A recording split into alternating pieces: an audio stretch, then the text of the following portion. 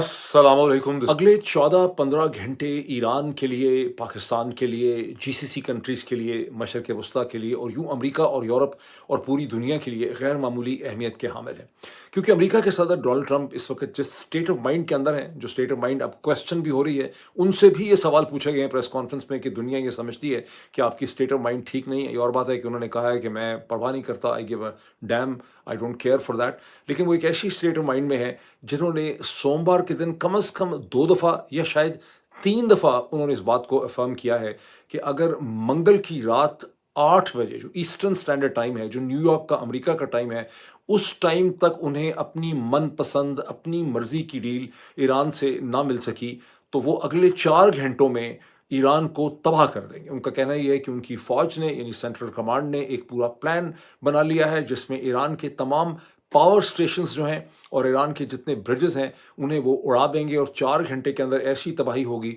जो इससे पहले दुनिया ने कभी नहीं देखी होगी।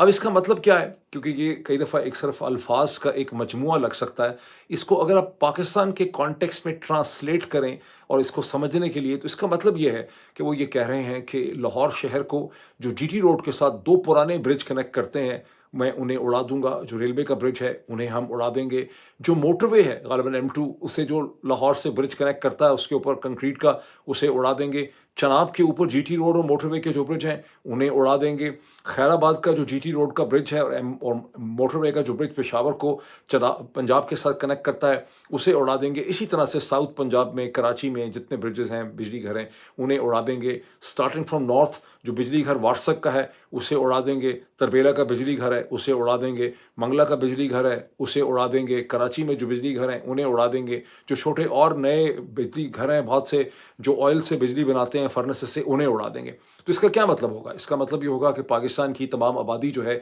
वो अपने अपने शहरों में महसूर हो जाएगी। लोग एक दो जगह ट्रैवल नहीं कर सकेंगे। सारा कारोबार ज़िंदगी शट डाउन हो जाएगा। कोई ट्रांसपोर्ट नहीं होगी, कम्युनिकेशन नहीं होगी। पूरा मुल्क जो है वो तारीकी में डूब जाएगा। ऑफ कोर्स उन्हें बार बार ये बताया जा रहा है कि ऐसी कोई भी चीज़ जो है वो वॉर क्राइम्स की जद में आती है। हेग कन्वेंशन है, जेनेवा कन्वेंशन है, बहुत से और प्रोटोकॉल्स हैं, इंटरनेशनल लॉ है और ये तमाम चीज़ों की खिलाफ वर्जी है। लेकिन इससे पहले वो बारहा ये कह चुके हैं कि मैं इंटरनेशनल लॉ के अंदर बिलीव नहीं करता। पिछले व्लॉग में मैंने आपको बताया था कि जनवरी में 2 घंटे से ज़्यादा तवालत का उन्होंने न्यूयॉर्क टाइम्स को जो इंटरव्यू दिया, उसमें उनको सवाल पूछा गया कि इंटरनेशनल लॉ को आप क्या समझते हैं? उन्होंने कहा मुझे इंटरनेशनल लॉ यानी बैनुल अक़वामी कानून की कोई परवाह नहीं है। फिर न्यूयॉर्क टाइम्स ने उनसे पूछा कि आखिर आपकी ताकत के ऊपर क्या लिमिटेशन है, क्या चीज़ है जो उसके रास्ते में एक बैरियर है? उन्होंने कहा कि मेरी अपनी जो मोरालिटी है, ये जो एथिकल वैल्यूज़ हैं, वही मेरा दायरा कार जो है वो मुतय्यन करते हैं। ये वो सूरत हाल है जिसकी बहुत सी डिटेल्स मैं आपके साथ शेयर करना चाहता हूँ। इजाज़त दें कि मैं थोड़ा-सा नीचे से देख के बोलता चला जाऊँ बिकॉज़ ये बहुत मेहनत से मैंने नोट्स लिखे हुए हैं। पहला इम्पोर्टेंट पॉइंट ये है कि इंटरनेशनल मीडिया में अमेरिका के बड़े अखबारात के अंदर मैंने पहली दफ़ा पाकिस्तान का नाम इतने पॉजिटिव तरीके से देखा है, जहाँ पाकिस्तान को एक बहुत ही रिस्पॉन्सिबल, मैच्योर इंटरलोक्यूटर और इंटरमीडिएरी की हैसियत से डिस्क्राइब किया जा रहा है, जो इस ग्लोबल क्राइसिस को अमेरिका और ईरान के दरमियान में रिजॉल्व करने में एक मैसेंजर का रोल प्ले कर रहा है और मीडिएशन कर रहा है। ये पहली दफ़ा है कि खुल्लम खुल्ला मैंने कभी नहीं देखा कि पाकिस्तान का नाम जो है वो इतने प्रोमिनेंट तरीके से और इतने रिस्पेक्टफुली जो है वो रेफ़र हो रहा है, जिसमें लगता है कि पाकिस्तान की हुकूमत जो है, जो मौजूदा हुकूमत जो बेसिकली पाकिस्तान की मिलिट्री है, वो एक बहुत इम्पोर्टेंट रिस्पॉन्सिबल रोल प्ले कर रही है या रोल प्ले करने की कोशिश कर रही है। ये और बात है कि जो left of the centre voices हैं अमेरिका के अंदर, उनको बहुत ज़्यादा शक है कि पाकिस्तानी मिलिट्री चूँकि खुद अपनी गुडविल के लिए डोनाल्ड ट्रंप के ऊपर एंटायरली डिपेंडेंट है, इसलिए वो सिर्फ और सिर्फ डोनाल्ड ट्रंप ही का खेल खेल रहे हैं या उन्हीं की बात को कन्वे कर रहे हैं और वो कोई पॉजिटिव रोल प्ले नहीं कर सकेंगे। लेकिन जो मेन स्ट्रीम लेगेसी न्यूज़पेपर्स हैं, वो बहरहाल पाकिस्तान को बहुत एक रिस्पॉन्सिबल तरीके से इस स्टेज के ऊपर देख रहे हैं और अक्सर एनालिस्ट भी, अगर आप देखें सोशल मीडिया पे जिसको अल्टरनेट मीडिया कहा जाता है, वो पाकिस्तान के रोल को किसी ने भी नेगेटिवली, छोटी माइनॉरिटी वॉइसेस के अलावा अभी तक नेगेटिवली नहीं देखा। ये डिस्क्राइब किया जा रहा है कि पहले पाकिस्तान की तरफ से एक 45 डे का प्रपोजल के एक सीज़ फायर होना चाहिए, 45 दिन का टेम्प्रेरी, जिसके बाद एक फाइनल एग्रीमेंट होगा, वो पाकिस्तान की तरफ से गया, जिसको कि अंडरस्टैंडेबल था कि ईरान उसको एक्सेप्ट नहीं करेगा। बिकॉज ये भी अंडरस्टैंडेबल था कि ये प्रपोजल दर हकीकत डोनाल्ड ट्रंप की टीम का प्रपोजल है, जिसके ज़रिए वो चाहते हैं कि स्ट्रेट ऑफ हॉर्मुज़ फौरी तौर पे खुल जाए और ईरान ने उसके जवाब में अपने ایک 10 نکاتی ایجنڈا اور پروپوزل جو بھیجا، جس کو ایران کا جو اسٹیٹ براڈ کاسٹر ہے IRNA IRNA اس نے کنفرم کیا ہے، اور 2 ان نیمڈ ایرانین آفیشلس نے کم از کم نیو یارک ٹائم یا انٹرنیشنل میڈیا سے بات کرتے ہوئے اس کی مزید تفصیلات جو ہیں وہ شیئر کی ہیں۔ اب اس کے 10 پوائنٹ تو سارے میں زبانی آپ کو نہیں بتا سکتا، لیکن اس کے جو کی پوائنٹس ہیں، اور ہے بھی نہیں، وہ اکثر جگہوں پہ 10 پوائنٹ کہیں پروڈیوس نہیں ہوئے، ایران کے میڈیا نے بھی اس کے کی پوائنٹس کا ذکر کیا ہے۔ وہ جو کی پوائنٹس یہ ہیں کہ ایران یہ چاہتا ہے کہ اس کے اوپر جو حملے ہیں، اور جو حزب اللہ کے اوپر اسرائیل نے حملہ کیا ہوا ہے لبنان میں، وہ جنگ فوری طور پہ بند ہونی چاہیے۔ ایران یہ سمجھتا ہے کہ اسے کوئی ٹیمپرری سیز فائر نہیں چاہیے، اسے ایک پرماننٹ جنگ بندی چاہیے جس کی اس کو گارنٹیز چاہیے۔ پرابلم یہ ہے کہ اسے ڈونلڈ ٹرمپ اور ان کی ٹیم کے اوپر بالکل بھی ٹرسٹ اور اعتماد نہیں ہے۔ اسے یہ گارنٹیز امریکن کانگریس سے چاہیے، اسے یہ گارنٹیز اقوام متحدہ سے الٹیمیٹلی چاہیے، اور وہ اس کی ڈیمانڈ یہ ہے کہ اس کے اوپر جو سینکشنز ہیں، جو انٹرنیشنل سینکشنز ہیں، جو اقوام متحدہ کی سینکشنز ہیں، وہ سینکشنز اس کے اوپر سے ہٹائی جائیں، اور اس کی بھی گارنٹیز جو ہیں وہ امریکن کانگریس سے، اور اس کو اقوام متحدہ کی پروٹیکشن جو ہے اس کو حاصل ہو۔ اسٹریٹ آف ہرمز میں ایران اور عمان مل کے اسے سپروائز کریں گے، اس کے اوپر وہ $2 ملین پر شپ، اب یہ 100% کلیئر نہیں ہے کہ $2 ملین ہی کا ریونیو ہوگا، لیکن $2 ملین پر شپ کو فگر چونکہ کوٹ کیا جا رہا ہے، تو وہ ریونیو لیں گے، اسے آپس میں سپلٹ کریں گے، اور ایران اس پیسے سے، جو پیسہ اس کا بنے گا، سے $1 ملین شپ بنے گا یا زیادہ بنے گا، اسے ایران استعمال کرے گا اپنی جنگ میں جو اس کی تباہی ہوئی ہے اس کی ریکنسٹرکشن کے لیے۔ اور یوں ایران کا جو مطالبہ تھا وار ریپریشنز کا، وہ ختم ہو گیا۔ اب ایران کو وار ریپریشنز نہیں چاہیے، وہ کہتے ہیں اس سے جو ہم ریونیو کمائیں گے اسی سے ہم اپنی ریکنسٹرکشن جو ہے وہ کریں گے۔ اب انٹرسٹنگ چیز یہ ہے کہ ٹرمپ نے پہلے اسے ویلکم کیا، بلکہ پہلے جب وہ پریس کانفرنس کر رہے تھے، جس کی بہت سی تفصیلات میں آپ سے شیئر کروں گا دن کے پہلے حصے میں، تو انہوں نے کہا کہ ہمیں ایک پروپوزل ایران کا ملا ہے وچ از اے پروگرس، وہ ایک سبسٹینٹیو پروگرس ہے۔ پوری چیزیں انہوں نے ہماری نہیں مانگی، لیکن ہم سمجھتے ہیں کہ اس میں بڑی پروگرس ہے، یہ ایک سالڈ پروپوزل ہے، we are making progress and so on. اور اس میں بلکہ انہوں نے یہ چیز اس اسٹیج پہ یہ بھی کہہ دی کہ اگر ہماری ڈیل ہو جاتی ہے تو ہم ایران کی ریکنسٹرکشن میں ہم بھی کنٹریبیوٹ کریں گے، which sounds a very positive thing, کہ ریکنسٹرکشن میں رول پلے کر سکتے ہیں، انویسٹ کر سکتے ہیں، کمپنیز ہماری وہاں پہ جا سکتی ہیں۔ اور لیکن اس کے صرف چند گھنٹوں کے بعد ایک اگلی ان کی خبر آئی کہ ڈونلڈ ٹرمپ نے اس کو رد کر دیا ہے، 10 نکاتی ایجنڈے کو مکمل طور پہ، اور انہوں نے کہا ہے کہ نہیں، میری ڈیمانڈز، میری باتیں جو ہیں وہ نہیں مانی گئیں۔ اور در حقیقت اب وہ کیا ہو رہی ہے کہ جب پہلی دفعہ ڈونلڈ ٹرمپ نے اس کا ذکر کیا تو انہوں نے ساتھ ہی میڈیا کو یہ بھی بتایا کہ in Iran we have a very interested and participating agent on the other side, یعنی ہماری دوسری سائڈ پہ ایک ایسا فریق ہے جو ہمارے سے نیگوشیٹ کرنا چاہتا ہے۔ آپ فکر نہ کریں، وہ ہمارے سے ڈیل کرنا چاہتے ہیں۔ جب ان کو اس کا احساس ہوا کہ ایران ڈیل کرنا چاہتا ہے، انہیں ایران کی کمزوری کا احساس ہوا، تو انہوں نے اپنا مائنڈ بدل لیا، انہوں نے کہا کہ مجھے پوری اپنی ڈیل چاہیے۔ اس کا مطلب ہے کہ یہ ایک ایسا بلیک میل ہے جو آپ نے فلموں میں بہت دفعہ دیکھا ہوگا کہ کسی کنپٹی پہ آپ پستول رکھ دیتے ہیں اور اس سے اپنے مطالبات جو ہے وہ آپ بنواتے ہیں، لیکن دنیا کے اسٹیج کے اوپر شاید اس سے پہلے اس قسم کا جو ننگا قسم کا بلیک میل ہے وہ آپ کو دیکھنے کا موقع نہ ملا ہو۔ اب ایران کے جو ایمبیسڈر ہیں، اب سے چند گھنٹے پہلے، 10-12 گھنٹے پہلے، رضا امیری مقدم جو ہیں، جو پاکستان میں ایران کے ایمبیسڈر ہیں، انہوں نے اس چیز کو کنفرم کیا کہ یہ چیزیں، یہ ساری کی ساری نیگوسیشن جو ہے یہ اب ایک بہت کرٹیکل فیز کے اندر چلی گئی ہے۔ انہوں نے کہا اگلے چند گھنٹے اس لحاظ سے بہت ہی کرٹیکل ہیں، بہت سینسٹیو ہیں اس حوالے سے۔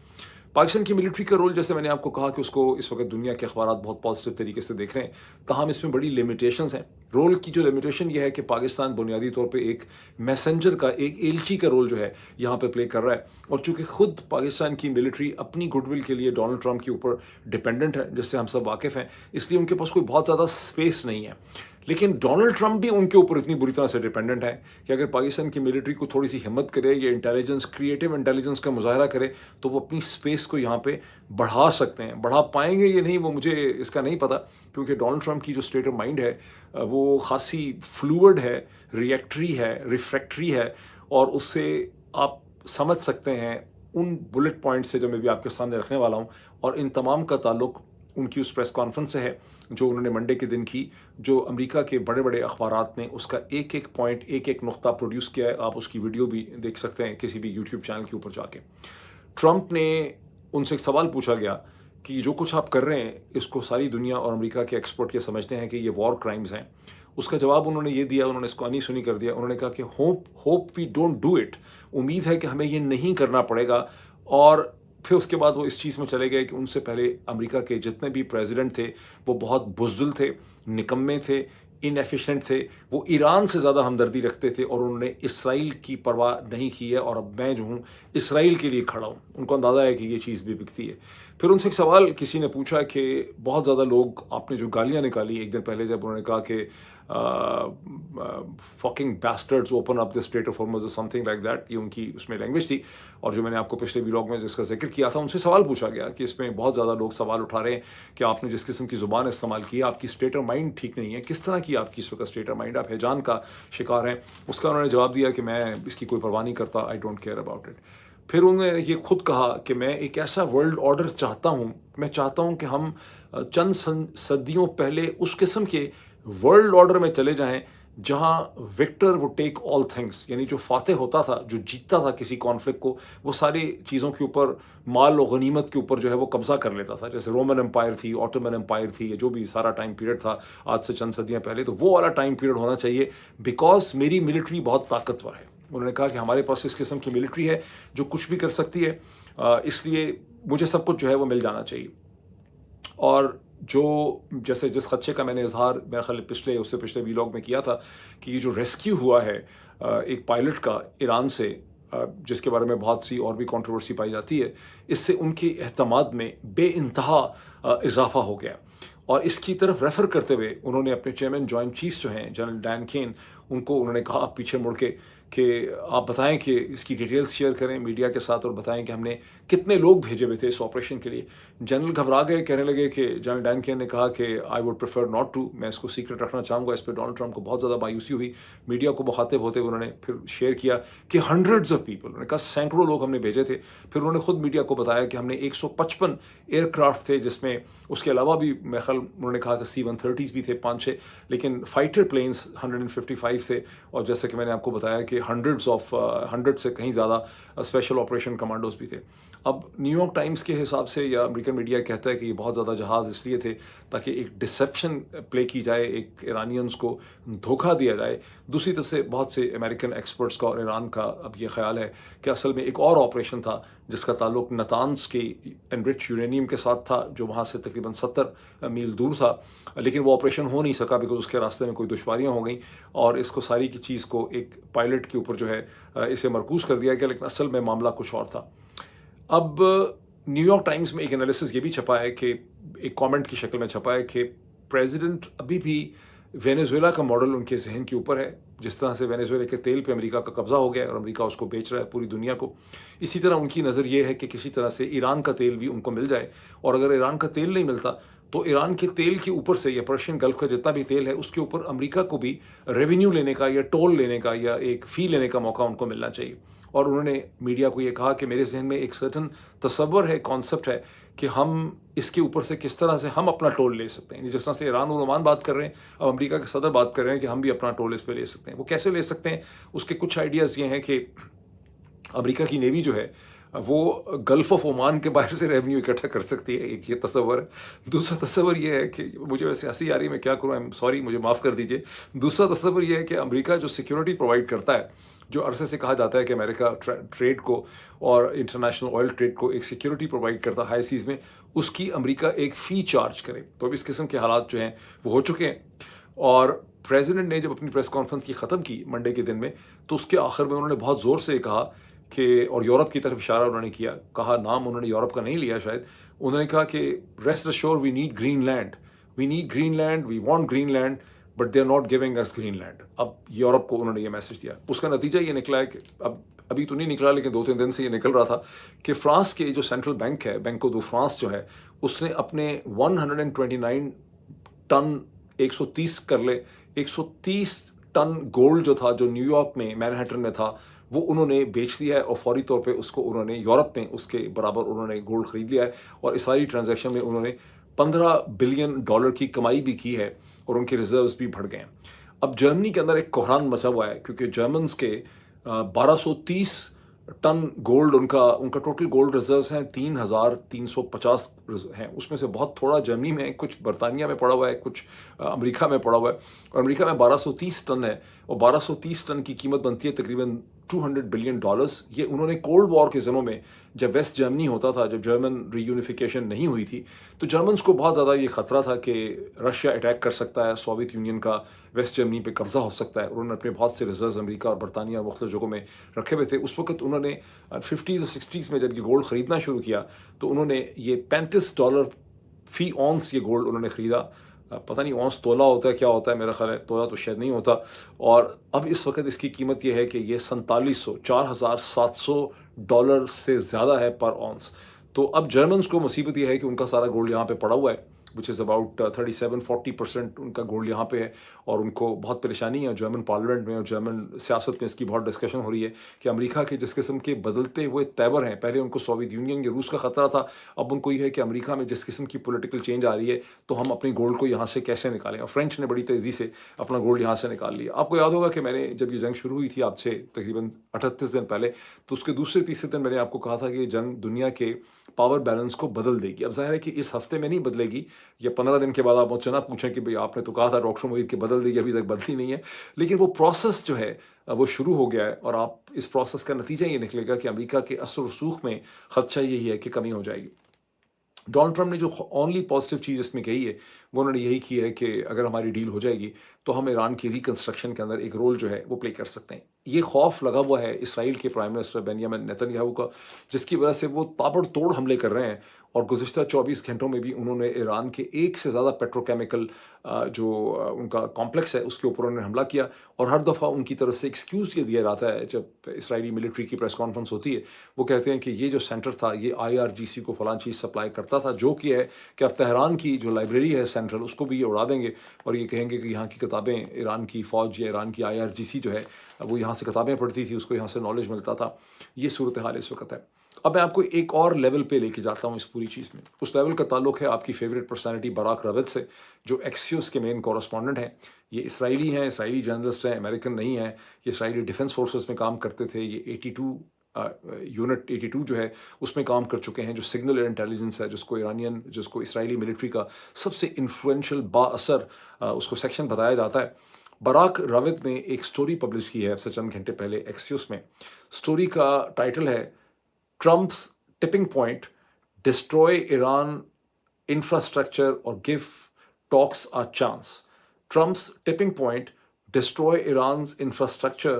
اور گیو ٹاکس آ چانس. اس کو آپ خود بھی پڑھ سکتے ہیں، اس کو پڑھنا بہت ضروری ہے. جو کچھ میں بھی آپ کو بتانے والا ہوں وہ مجھ ناچیز کی گستاخ کی کے لیے ممکن نہیں ہے کہ اتنی بڑی گستاخی کرے،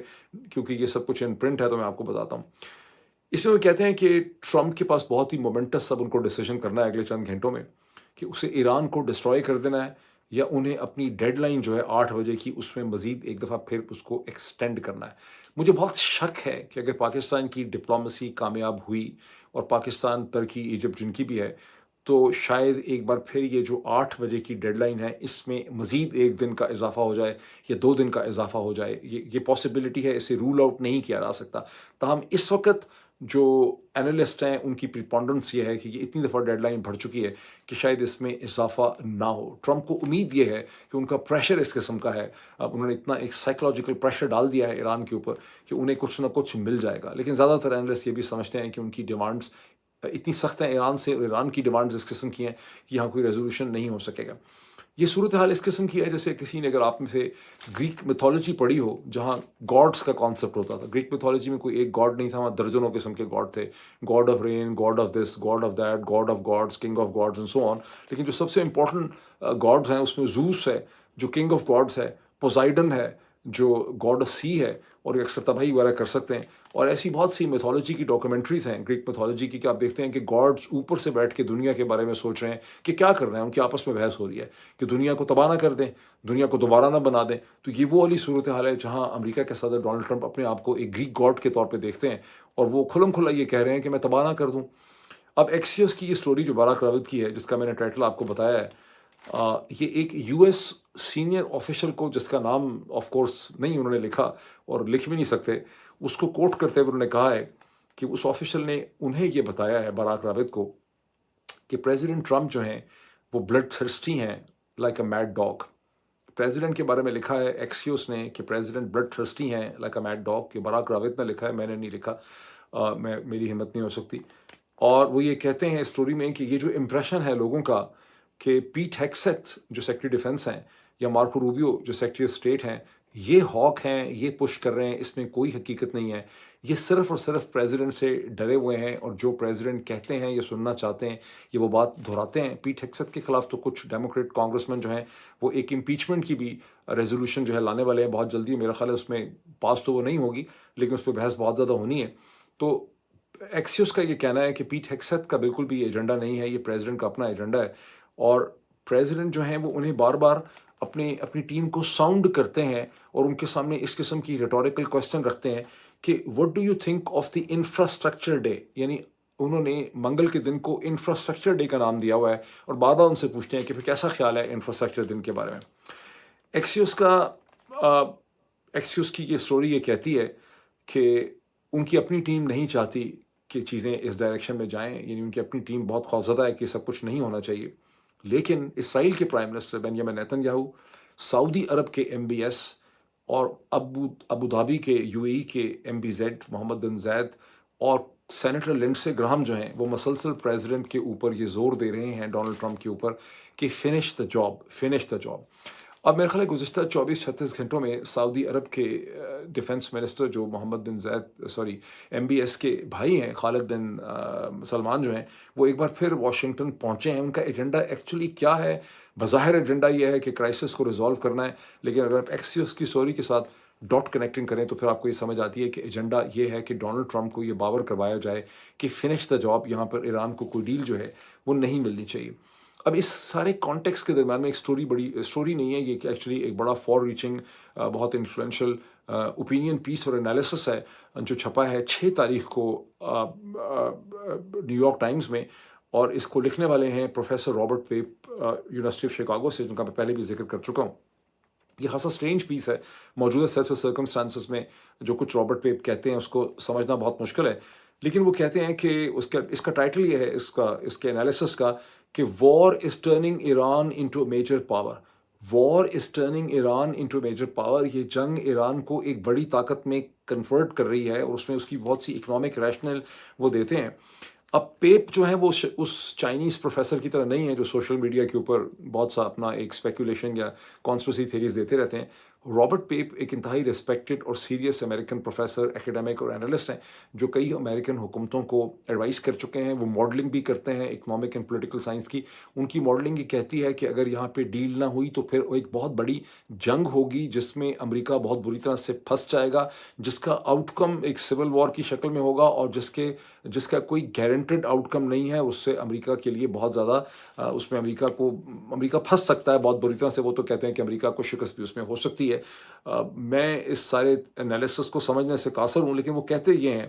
کہ اس جنگ نے جو پرشین گلف کا اور مشرق وسطیٰ کا انرشیا اور جمود تھا اسے توڑ دیا ہے، جس کے نتیجے میں ایک نیا ریجنل آرڈر پیدا ہوگا جس میں ایران روس اور چین کے بہت قریب چلا جائے گا، اور اس کی اپنی اکنامک طاقت میں بہت زیادہ اضافہ ہوگا، کیونکہ بہت سی چیزیں جو پہلے ممکن نہیں تھیں وہ اب ممکن ہو جائیں گی، اور GCC کنٹریز کو بہت زیادہ خطرہ ہے۔ تاہم اس کے آخر میں وہ کنکلوڈ کرتے ہوئے کہتے ہیں کہ اس وقت ڈونلڈ ٹرمپ کے پاس 2 آپشنز ہیں، یا تو ڈیل کریں اور ایران کو اس کا ڈیو رول دیں جس کے لیے وہ تیار ہے، اسے ایکسیپٹ کریں ایک نئے ریجنل آرڈر کو، یا پھر یہ ہے کہ ایران پہ چڑھ دوڑیں، گراؤنڈ انویژن کریں، اس کی کوسٹل بیلٹ کو قبضہ کر لیں، جس سے ایک اور بہت بڑی جنگ ہوگی اور جس کا آؤٹ کم کسی کو ٹھیک طرح سے نہیں پتہ۔ جب آپ یہ کالم پڑھتے ہیں، اور چونکہ یہ چائنیز پروفیسر کا سوشل میڈیا والا نہیں ہے، یہ پروفیسر رابرٹ پیپ کا ہے، تو پھر آپ انڈرسٹینڈ کر سکتے ہیں کہ نیتن یاہو کو، MBS کو، MBZ کو اور لنڈسے گراہم کو اتنی ٹینشن کیوں ہے۔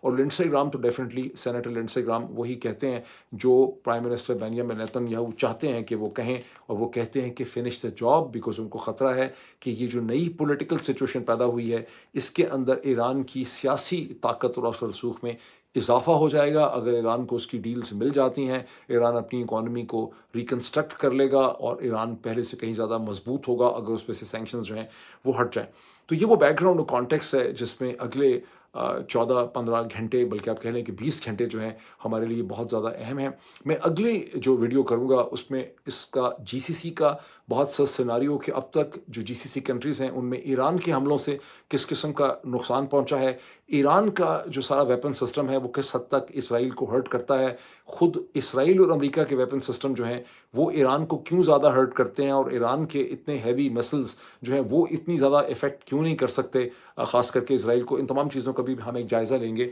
اگلے ویلاگ کے لیے ابھی اتنا ہی، پھر آپ سے ملاقات ہوتی ہے۔